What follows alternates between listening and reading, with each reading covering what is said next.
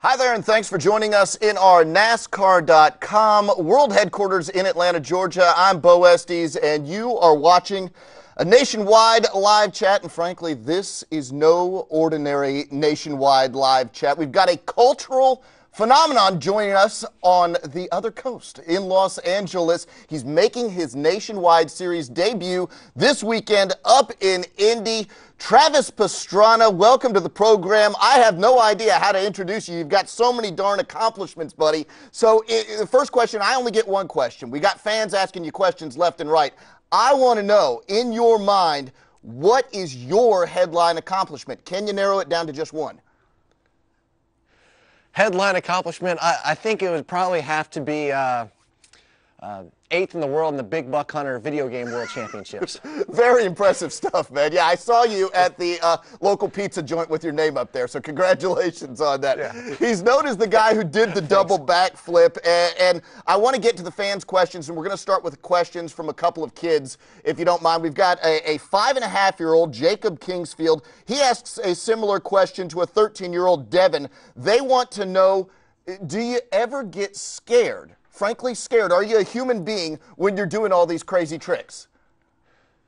I think you have to get scared, and fear is actually what allows you to do it just a little sharper, a little better than everybody else. If you jump in and you know, you're nervous, but you can work that energy and make it into something that, you know, almost slows down time and really gives you a lot of focus.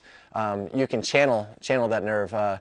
Unfortunately, a lot of times it just locks you down, and that's I think the difference between action sports athletes or athletes of any kind and you know, people that work a desk job is just being able to channel their nerves and make it into a positive fashion. So yeah, definitely. If the day you're not nervous, the day you should quit, because you're probably going to get hurt. Well, frankly, I'm a bit nervous watching your clips or watching your movies, buddy. So I better hang in with this desk right here. Moving along, we got a question from Kenny. Sorry. Yeah, no, I know you make us all feel bad, man. Come on. Kenny wants to know, how do you feel your expertise in handling all sorts of engine wheel combos, bike, trucks, rally, how will that help you transition into NASCAR? Your thoughts? You know, I think any kind of racing, any kind of background that you have in anything really helps. Just mindset, finding lines, trying to, you know, recognize where you're faster, where you're slower, where you need work on. The most difficult part I found in NASCAR is that, you know, in motocross and in rally cars, it's always been, you know, when in doubt, you kind of throttle out. You know, rally cars, all-wheel drive. You can make up time by taking chances. You know, you don't know the course, so you're a little faster, a little more sideways. In NASCAR, you know, everybody's so perfect. Everyone's right on, and you do drift the cars a lot. But I have a tendency to, you know, try to overdrive my car. I'm coming in a little harder than everybody, and you know, you brake a little harder. You get the tire pressures up a little too high, and you know, 10 laps in, you know, I basically cold trickled. My tires off. My right rear is completely gone. My front tire's gone, and I'm sliding all over the track. And man, it's a lot of fun, but it's just not fast. So you know, trying to figure out how to be more consistent, how to be smoother, and you know, how to really take those cars and make them consistently quick for the duration of the run. I like the reference, man. I really like the reference. Matt C. wants to know your realistic goal for finishing on Saturday at Lucas Oil Raceway. What are you thinking here?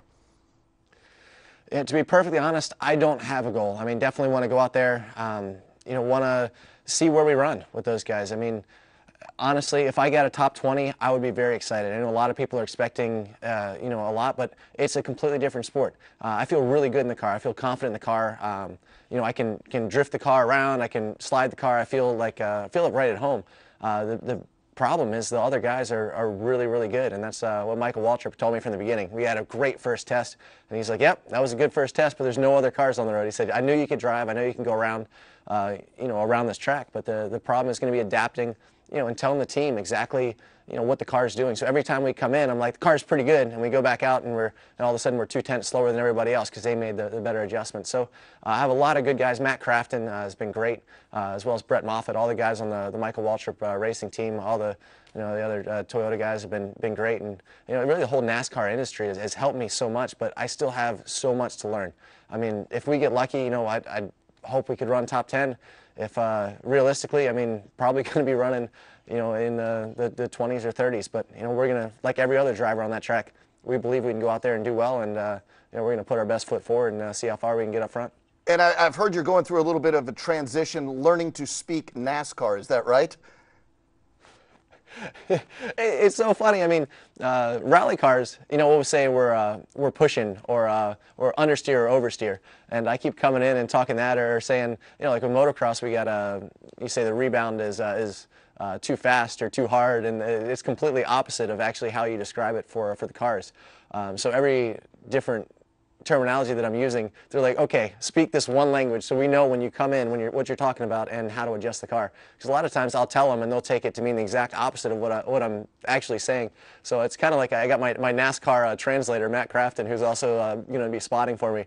And when I say something, he's like, wait, what do you mean by that? Before they go and adjust the car in the wrong direction. So it's been a pretty good learning experience, but you know, definitely I think we got the right people in place and the right team in place to make the right adjustments and, you know, to hopefully be competitive throughout this thing. I know that with Carl Edwards, we raced Race of Champions together, and I was giving him a hard time because of, you know, how we were doing over there, and I had won more events than he had won, and I was like, oh, come on, Carl, you call yourself a driver, and he goes, all right, I'm gonna wave at you the first time I lap you. He said, I'm gonna bump you the second time I lap you, and on the third time I lap you, I'm putting you into the wall. So my goal is to not get lapped 3 times by Carl Edwards, or I think he's definitely gonna put me into the fence. So it's be a good time. I think that's a fair goal going forward from here, at least for your first race.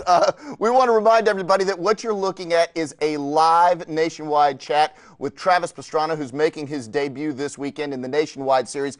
Get your questions to us. The first live question we've got, Dolly Wolf says, good day, what sprint team, so we're looking ahead, what sprint team would you like to see yourself with in the future? Care to comment? Well, definitely for me, I mean, I got to take this one step at a time. I mean, we've been having trouble, you know, just being competitive in the K&N series, and you know, for me, Nationwide Series is awesome. I just want to see if we can get competitive in that series, and you know, I believe we have the right sponsors, the right people around. I mean, with Waltrip Racing, there's really no better team that I could be on. They still allow me to do what I want to do for fun. They allow me to be who I am.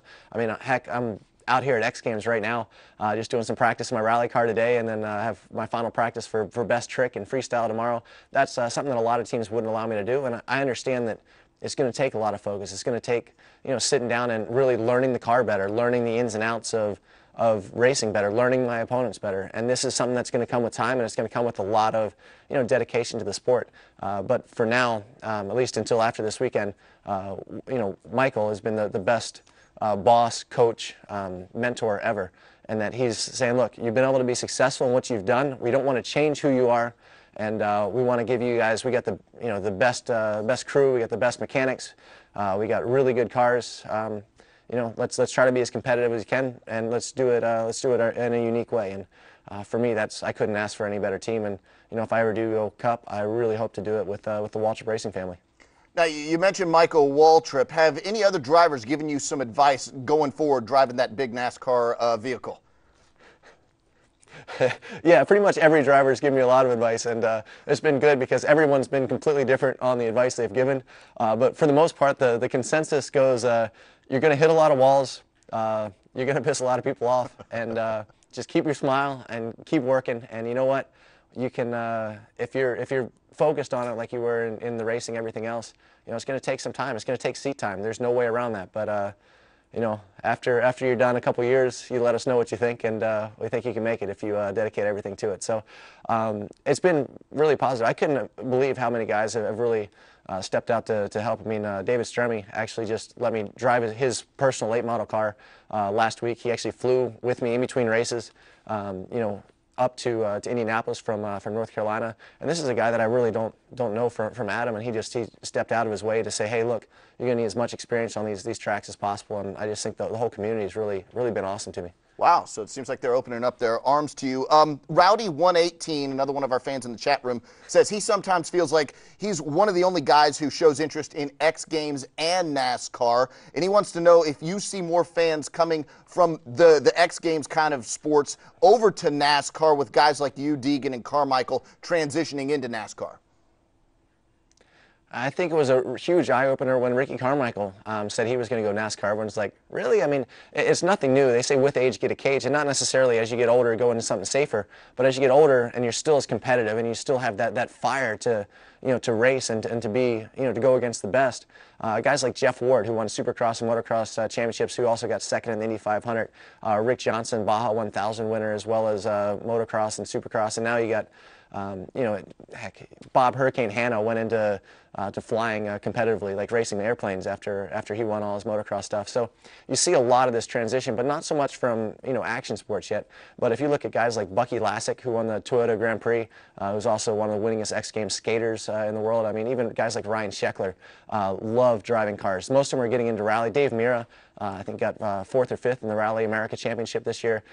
So you're seeing a lot of guys transfer over to cars, and given the opportunity to do so, I think a lot of them would actually be really good. They have great eye-hand coordination. They have great focus, and they've been doing a lot of stuff that takes a lot of focus from a very young age. So, I hope it gets a little bit more accepted, but there aren't a lot of X Games or action sports guys that really, or action sports fans that really look at both. I mean, you have the younger demographic that really looks at action sports, and you have the older demographic that really looks to NASCAR as their heroes. So it was neat. I was actually at a Subway the other week, and this a kid came up, and he had a DC hat on. He's like, "Man, I'm really looking forward to seeing you in NASCAR." And the dad was like, "Man, it's pretty cool because now he's actually excited since Ricky Carmichael came over to sit down on Sundays and we get to spend a little time, and then and go watch him skate." And it's kind of neat to see it. Hopefully everything goes well, and people understand NASCAR and understand it's competitive, and I think that's what's going to bring the two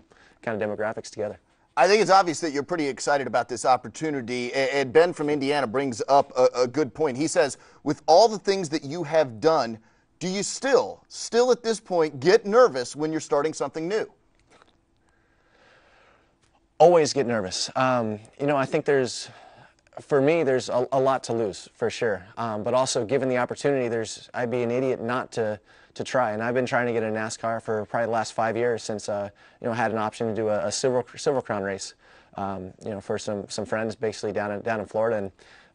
And Tony Stewart showed up, and I was way off the back of the pace. And I said, I never thought. For me, sorry to be so ignorant, but going around in circles would be so much fun. And I loved the competition. I loved how intense the racing was. And I think it's going to be a really fun transition to see if we can go up against the best and probably the most competitive sport in the world, and really make a run for it. So yeah, I couldn't be more excited about it. People talk about having like a year-long plan, a 5-year plan, a 10-year plan, and Steve Mileto picks up on that. He says, Travis, where do you see yourself in NASCAR a year from now? A lot of that depends on results. I mean, Sure. we're still, we're unproven. I mean, to say that, yeah, I'm going to be in here for 10 years, I mean, if I can't do well, then obviously I'm going to lose my sponsorship, and I'll be sitting on the sidelines trying to figure out how to get in the car. So, I mean, it comes down to the bottom line is let's have fun, let's work hard, let's do the best we can. And, yeah, I hope to be in the sport for a long time. And, yes, I'm going to go until the very end. And, yes, I do think that I can make it to the top, but so does each of those other drivers there, and so does all the the young guys coming up in the K&N and the go-karts and late models and everything else. And every racer has that belief that the kind of overconfidence, over enthusiastic and underprepared, just not knowing what to expect. But we all believe we can be champion, and that's the one common thread. And I think with the Boost Mobile Toyota, I really have, and the Michael Waltrip and all these guys coming in, I have the backing that it's going to take to get to the top if I have the talent. And I've been able to make it in every other sport that I've tried, and I have the focus, I have the determination to get there, and I really want to succeed at it. And for me to try a new sport, there's a lot of risk in that everyone is going to be quick to judge. Be like they expect great things early, or they're hoping I fail, they're hoping I succeed. And there's not a lot of in between, and it's probably going to be a lot of in between, and maybe a little bit more towards failing at first. But it's not really failing until you've exhausted all your options. And in rally, I crashed out for 2 years straight. I was useless. I'm surprised Subaru kept me under their wing for that long, honestly. And but we came around. In our 3rd year, we won the North America Championship. So I know it's going to take time. And these guys, there's more competition. There's more guys that are close to the top. So it's going to be a while, but we'll give it a shot. I think you've hit upon a future biography title: over-enthusiastic and underprepared. I like that.